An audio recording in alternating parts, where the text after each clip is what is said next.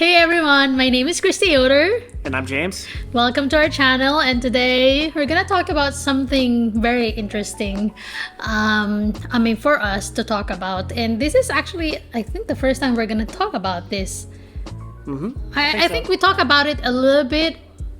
Sometimes, but not in one sitting like this. So, as we talk about these things, it's probably also a good time for us to reflect on those things.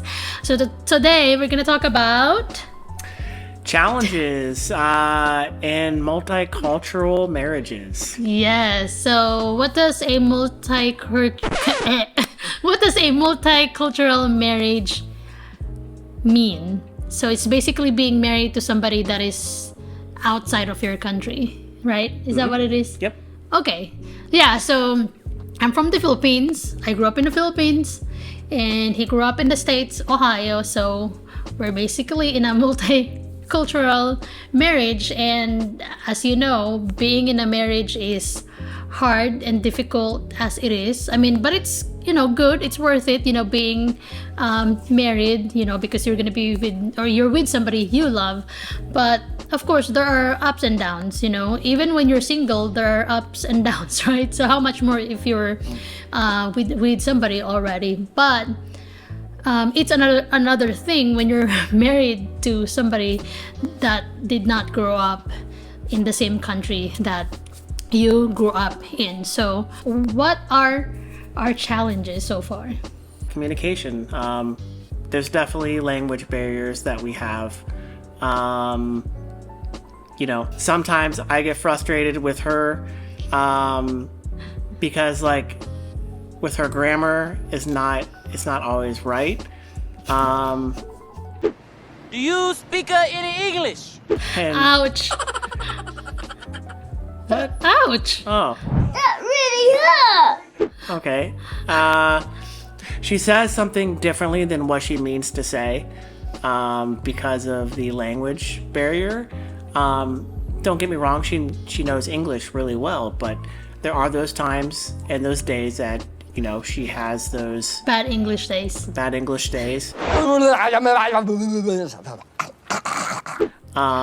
that can be frustrating at times, but it can also be the same for me because sometimes I can't always figure out the words that I want to say.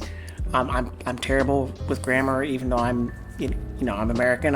English is still my first language. So sometimes I end up saying other words that I mean to say because I just can't think of the word that fits what I'm trying to say, and so that frustrates her. And that's not every American, but I think that's just me personally. That's a thing that I struggle with. So yeah. I think with every relationship, regardless if you're married to somebody from a different country, I think communication is also a problem, or could be a challenge, because just like what you said, even though you speak English and you grew up speaking it, sometimes you don't know how to express yourselves. You don't know how to express yourself the way how you wanted to, and so if you're struggling with that, and me, somebody who did not grow up, with English or speaking the English language all the time, it's also kind of hard for me to kind of read between the lines, and sometimes it can trigger an argument, especially when you don't have much patience during that time. So, and I think one of the things that's kind of hard as well when it comes to communication, or specifically language barrier. I don't know if it's still part of language barrier, but humor. When it comes to humor, sometimes I don't get American humor. To me, when he says something, even though I understand it, to me it's not really that funny. It's like, okay, it's not really funny. Yeah, for instance, puns. Even though there are sometimes it's funny. Even though there are Filipino puns, sometimes she doesn't get it. And also, I think it's not only just a cultural thing, but it's also, a personality thing. Me, I can be very Yeah. goofy and silly, and there are times that I just start doing something random and stupid, and trying to get her to laugh because I want to make her happy. But then she just kind of looks at me like, "Wow, you're stupid. What are you doing?" That was stupid. It's hard to make me laugh, and the kind of humor that I grew up with in the Philippines, it's kind of rude and sort of like borderline bullying somebody. That's how, I don't know, we just grew up in a culture where we make fun of each other, and it's not like we're rude, but it's just how we have fun with one another. Yeah, I mean, sometimes I laugh with his jokes, or I laugh at his jokes, but I don't know, it's just very, I mean, I wouldn't say very rare, but it's just average, Sometimes I do, sometimes I don't. I feel like it would really take much effort on your end to make me laugh. However, when I say something, when I'm around with these family members or when I'm around with our other friends, even when I just say something that's very simple, sometimes I'm just telling a story or something, they would already laugh. They're like laughing like, "Christy, you're so silly." And I was like, "What? Why are you laughing at what I said?" And then my husband, I think I asked you one time, and he said, "Well, it's just the way how you delivered it, your personality and stuff, Yeah, I mean, even though like I'm so used to it, I don't always find it funny myself, just because maybe that's not my humor. But just seeing all my family laugh at it is always, obviously it makes you laugh too, and smile. It's like, hey, my wife's making my family laugh. That's always a good thing. There's not that tension that maybe some other families have. So yeah.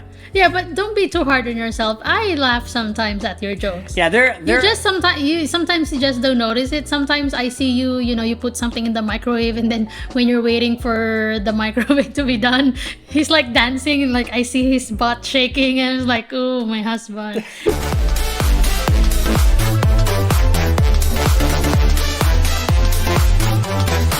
If I could only film him and post it on TikTok, we would go viral. But he doesn't want that. He doesn't like that. No, I like things to stay between us when it comes to that. But yeah, there are times, most times that I try to do something silly to try to get her to laugh. I get nothing. But then there are those rare times that she's actually in a mood, and I just do something so simple, kind of like she said with her, and she just starts bursting out laughing, and like I'm just kind of like, oh wow, like I wasn't expecting that. So I guess that's just, yeah, sometimes maybe you just have to catch me in the mood. Yeah. Yep. In terms of communication as well, sometimes I really have to pay attention to what he's saying, as compared to when somebody is talking to me in Tagalog. I feel like even when I'm asleep, and if somebody's talking to me, I would still be able to understand that person, because my brain is used to hearing Tagalog words. Like my brain is trained to understand Tagalog, even though maybe when I'm already asleep or half asleep, I would still be able to understand what that person is talking about. But whenever we talk, I really have to like pay attention, because my brain is not used to communicating in English words all the time. Well, now that I've been married for 5 years, I've been kind of getting used to it already. I think so, but that's still one thing that I'm sort of being intentional when it comes to talking to him, or when we're talking. I really have to pay attention to what he's saying, so I have to listen attentively. Yeah. Something, for you Americans out there, it may not be the same case with everyone. So this be different case to case, but just keep in mind that there's statistics that show that the Philippines is basically the country that has the most people on their phone almost all the time, texting or social media or whatever. Like, when I was in the Philippines, everywhere you go,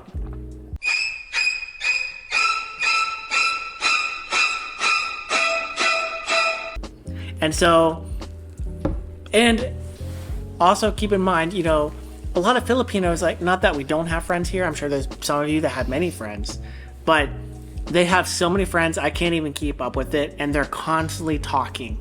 And so there are times that, you know, I go to talk with her, I get nothing back because, you know, she's texting, she's on her phone, her mind is so preoccupied by her phone. It wouldn't work as well, not just with friends.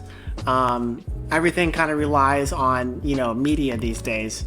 And so sometimes that gets a little frustrating for me. I mean, yes, us Americans can be that way too, you know, where we have to be, you know, careful of, like, you know, when we're trying to communicate with somebody or if somebody's talking to us, put our phone down and make sure that they know that we are listening to them. Yeah. But so sometimes with her, you know, I say something, she doesn't hear me, or she thinks I said something completely different than what I said. Do you understand the words that are coming out of my mouth? Or sometimes I don't really listen because I have selective hearing sometimes.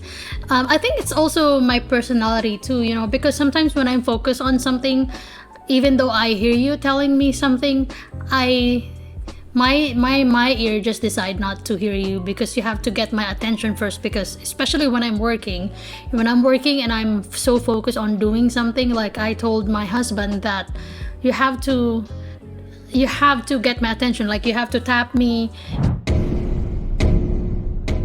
and then if I can give you my attention, I will let you know. But when I'm focused on something, because I don't want to lose momentum, so sometimes I tell him, I'm doing something, so just talk to me about that later. Get out right now! I'm security! If it's something that's not important. And that's her, so yeah, it's not, just and my, not everyone's gonna me. be like that, so that's just Yeah. something I have to deal with. Yeah, I'm it's just just, kidding. it's Yeah. just me. So I work from home, so we're always together at home, and you know, communication and I think setting boundaries also is very important. Okay, so I think we should move on to the next thing, which is food. That's a big one. Yeah, I think it's a challenge. You would think that food should be something that you have in common. I mean, we have that in common, you know, we love food, but the question is what type of food. Now I'm glad that he is now more open to trying different types of food, you know, because before we met he didn't like sushi at all. He's not very adventurous when it comes to trying out different food, but now he's more open, so I'm glad that that he can eat, you know, whatever. So I mean, sometimes when I'm craving for something like pork belly, now he loves going to a Korean barbecue grill, you know, sushi, you know, he's okay going to a sushi place or a ramen place to eat those kind of things. And before he hadn't tried boba tea, now he likes boba tea. Mm-hmm. Sometimes he would be the one to say, I want boba tea, and I'm like, oh, okay, you know. So and then but keep in mind there are limitations. Like, I won't just eat anything. Like, I still, you know, I totally won't, you know, eat, you know, balut or isao. Stuff like that is still kind of too exotic for me personally. But I have definitely opened up way more than I used to. Yeah, exactly, which I'm really grateful for. But when it comes to food, you know, even though we have some common food that we like, but on a day-to-day basis, you know, sometimes I'm craving for Asian food and he's craving for... Every day she's craving Asian food. Yeah, and he's craving for burgers and fries, and I'm like, kinda doesn't taste good to me, you know. He likes Chipotle. I don't like Chipotle. I don't know why I don't like Chipotle. You know, most people here in the States, they like Chipotle. I don't like Chipotle What? that much. And it's probably because, you know, it's rice, meat, and stuff, which is something I'm used to eating in the Philippines. Yeah. But still, I feel like it's not that also, because I love Panda Express, you know, which you don't like Panda Express. And I know a lot of people maybe here in the States don't like Panda Express, so yeah. Yeah, I mean, I'm sure there's a lot of people out there going blasphemy, because Chipotle, that is definitely one of the best. I know. I'm restaurants sorry. here. I don't know why. But I think it's also a cultural thing because her mom doesn't like it either, and so I think there's just something different in the taste, But that's okay. Everybody's got different taste buds. Like even me when I go to the Philippines, like it actually takes a lot for me to really like something, like for instance. Sinigang. I love her sinigang, but when I've tried sinigang in a lot of like restaurants, it tastes bland to me. I don't like it. And the same thing with other foods. They kind of taste similar to another thing. And so I guess I'm a picky eater. He's a picky eater, but not as much now. Not as much, but okay. Sometimes you have to really just kind of give in because. If you're married to somebody from another country and another culture, they're gonna have cravings that you don't have, and you might have different cravings. So, but the good thing is, like with us personally, is like she said, I still like some Filipino food. There's times I'm craving Filipino food when she's not. Mm-hmm. And it's the same thing with her with American food. But I think the big thing that you're going to have to overcome, and not just with Philippines, but with any kind of country that's from Asia, like the majority of people over there, they have rice every meal. And so that is just a cultural... Rice is life! Yeah, and like with us Americans, like most of us would be like, we couldn't eat the same thing every day. We'd be sick of it. But with them, it's just life. And so that's something we had to get used to now. I mean, sometimes we go on like healthy diets. And so we were in actually a season for a long time where she didn't have rice, which is not normal for her. But, now, her mom is staying with us for a while and she's used to rice. And so rice is cooked every meal, every day, Now, I personally don't eat it all the time, but if she makes something that is a good pairing with rice, of course I'm going to eat it. Yeah, true. So I think move on to the next challenge that we have. I think this may be surprising to our friends, but if you're watching this is a challenge for the both of us. So maybe you can go ahead and start with that first. So when it comes to hanging out with friends, there are definitely differences with friends from different cultures. Now with me, it's different from me and her, when it comes to our friends. With me, the biggest challenge is especially with our friends, from the Philippines. And when I mean a challenge, I'm not saying I don't like them. I love hanging out with them a lot.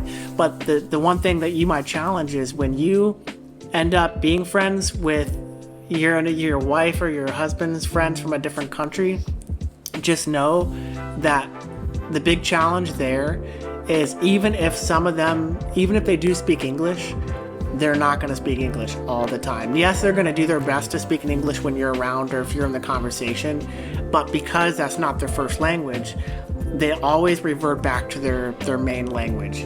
Why? Especially when mainly you're hanging out with Filipinos, Mm-hmm. Yeah, and so there has been times, I mean, I've had to say, hey, I don't want to hang out with a big group because I know the more bigger the group is, the more apt they're gonna talk. The more out of place you are. Yes, the more out of place I am, and there's been times where I've had to push through my feelings because I get frustrated and I feel so just kind of like just so out of touch with them because they can joke around, they can laugh because they might say something in English and they'll make a joke, in Tagalog, and I can't relate, or I don't even understand what was said.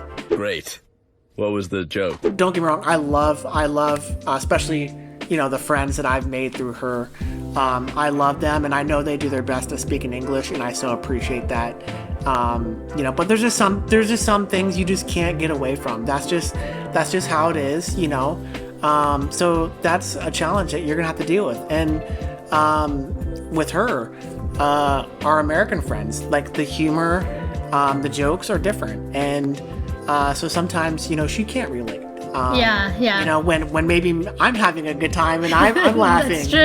That's true. Yeah. So when it comes to hanging out with my Filipino friends, like I kind of understand why they mainly most of the time they talk in Tagalog, because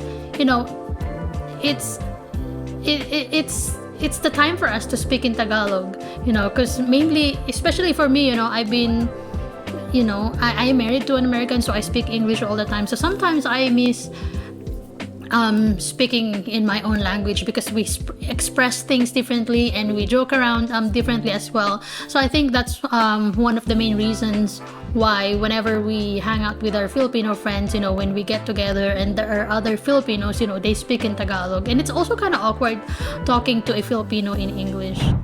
Kevin, this is an awkward conversation. I mean, I think it depends, but they still try their best to communicate with James the best they can. I think what they usually do is when they're not talking to you, they don't talk in English. When they're talking to one Filipino to another Filipino, they talk in Tagalog, but then when they talk to you, they speak in English. But I also kind of understand how you feel, because you want to be included. You wanna know what the two of them are talking about, right? And see if you can add value to what they're talking about. Just think they're talking to each other for 5 minutes, and then they turn to me and just say one sentence. Oh yeah, because of this, and I'm like, okay, what else was said? Like I'm so lost and confused. What is she talking about? And but that's just kind of something that I've gotten used to. I mean, I guess I haven't, but I have at the same time.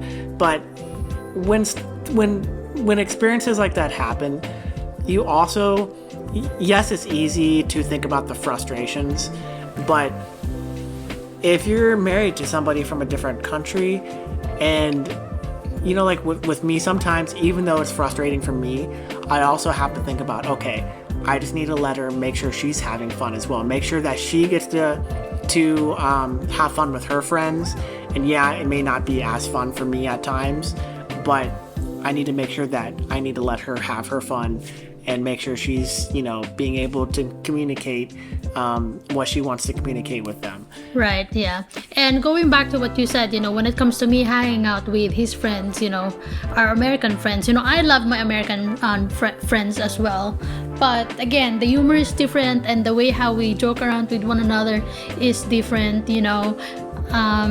Sometimes I feel like I can't be. I mean, I try my best to be myself when I'm hanging out with them, but I can't be fully 100% be me, because if I'm gonna be me, then I may come across as rude, and I feel like sometimes I can come across as as someone who's rude, because sometimes sometimes I'm without filter. I just say things the way how I wanted to say it. Why would you say that? I also think it depends on what friends we're hanging out with, because there might be some friends that, maybe it's just kind of a little bit more serious, but then we have some friends, American or Filipino, where we just like goof off and we have a good time. We don't care. Now comes the part where we throw our heads back and laugh. Ready? Ready! And honestly, it's the best of both worlds. Having Filipino friends or wherever country you're from, and having people like friends from the States. So it's awesome just having that diversity. Yeah, it's really good, and it will make you learn more about yourself. Yes. It will sort of kind of like force you to learn a different side of yourself, because you are being exposed to one environment that you're not used to, and so you're going to be uncomfortable at and times. you're going to be uncomfortable, but I think it's worth it, because we need different types of people in our life, and without my American friends, I wouldn't learn a lot about the American culture, which I need to. And I would be lonely here in the States if I don't have, my American friends. There's not much Filipino here in Ohio, although I have a few Filipino friends, but they live far away from me, and most of my American friends are my friends at church, so I see them at least once a week, and we eat with them after church sometimes. So I have more time that I'm spending with them than my Filipino friends. Yeah. Okay, move on to the next challenge. The last one. You're the one who mentioned this. Karaoke.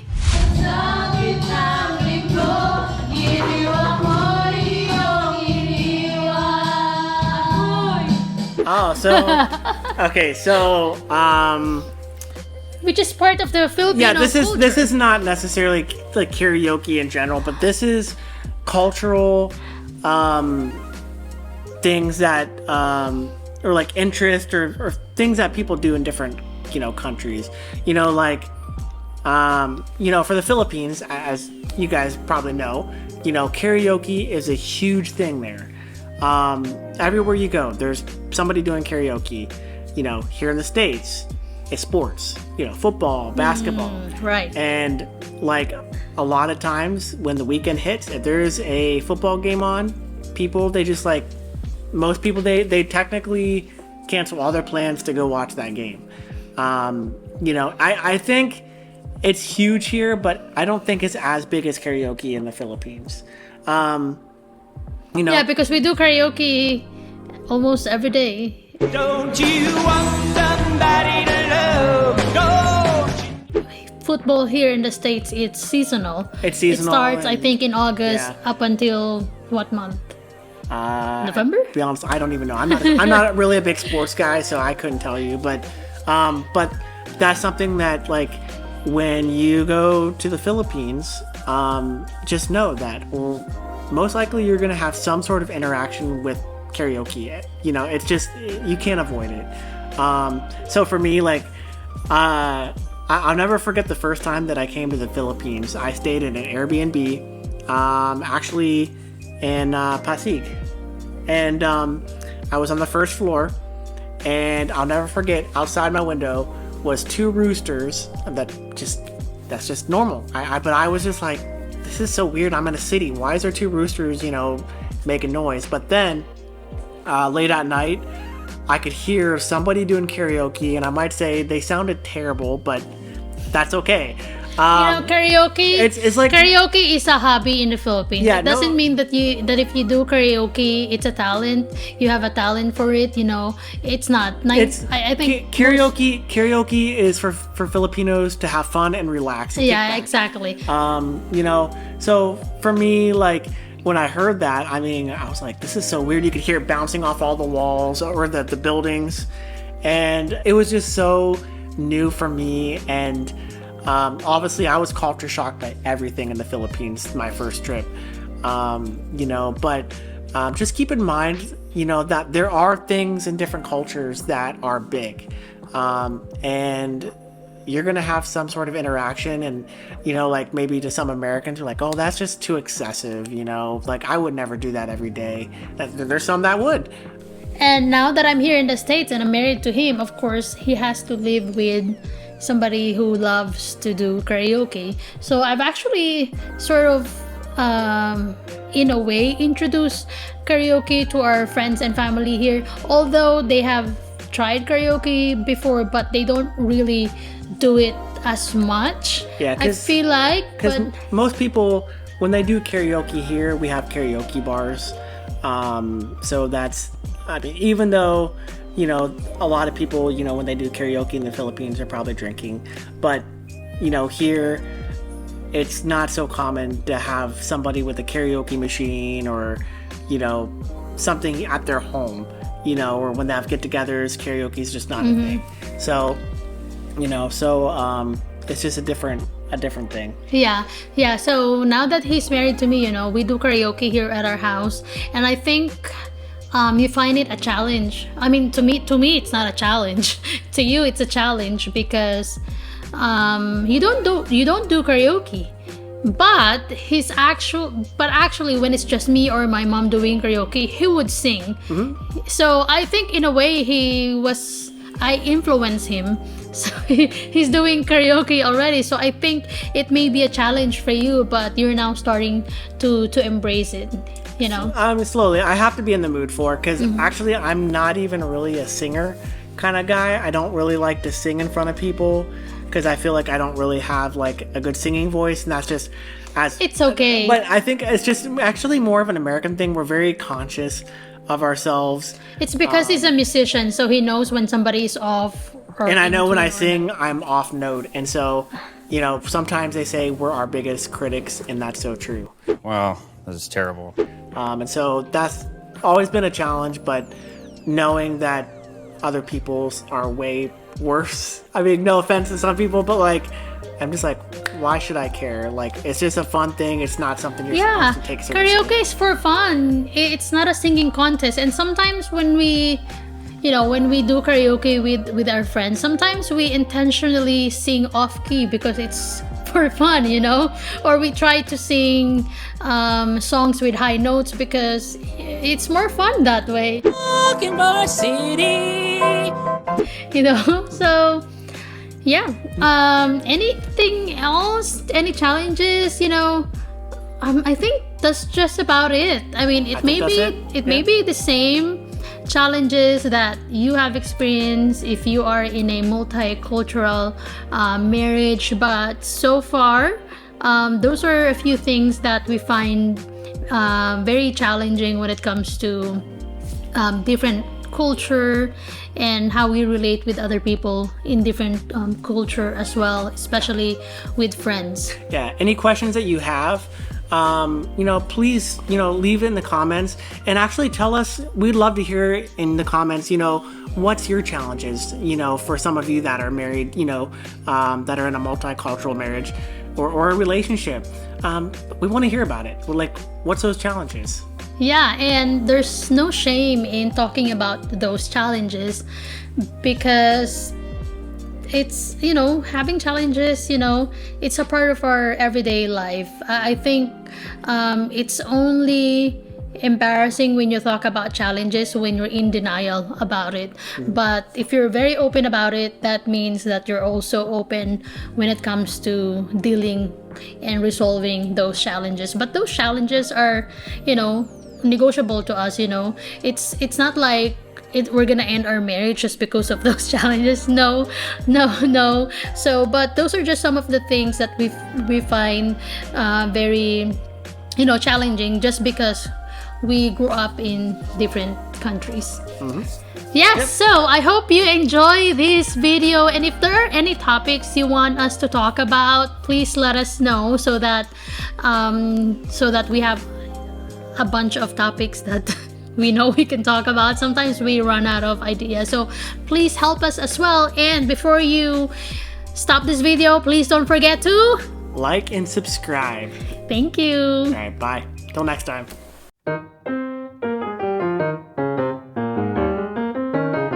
There's even a I can't say it. I will say it for you. Statistics. There's how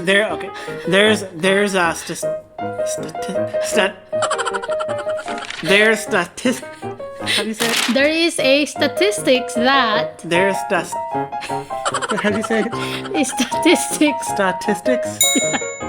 Alright, stop.